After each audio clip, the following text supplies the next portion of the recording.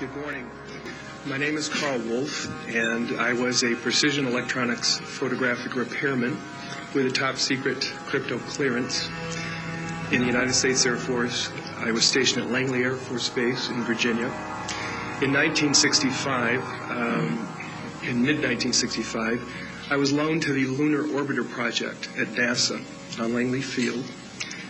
Dr. Colley was in charge of that project.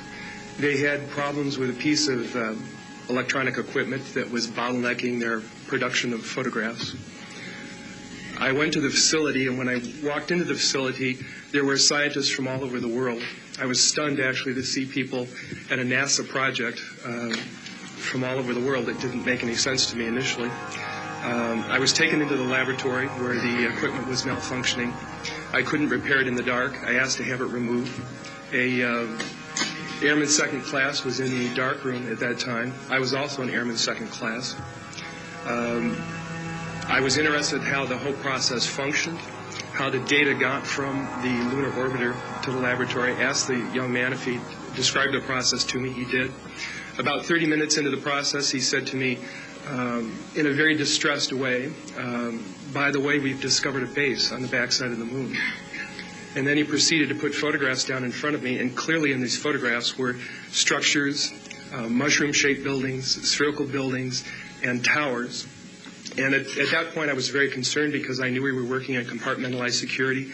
He had breached security, and I was actually frightened at that moment, and I did not question him any further. And a few moments later, someone did come into the room. I worked there for 3 more days, and I remember going home and naively thinking, I can't wait to hear about this on the evening news. And here it is, more than 30 years later, and I hope we hear about it tonight. And I will testify under oath before Congress that what I'm saying is the truth. I've read about this incident you had in 1951, and you said you saw literally hundreds of unidentifiable flying objects. Yes, they were flying quite high. How high we couldn't tell because we couldn't get anywhere near their altitude. But they were either very large craft way up or smaller craft still well above what we could get to. For a day and a half, all of this happened. But then no one wanted to talk about it.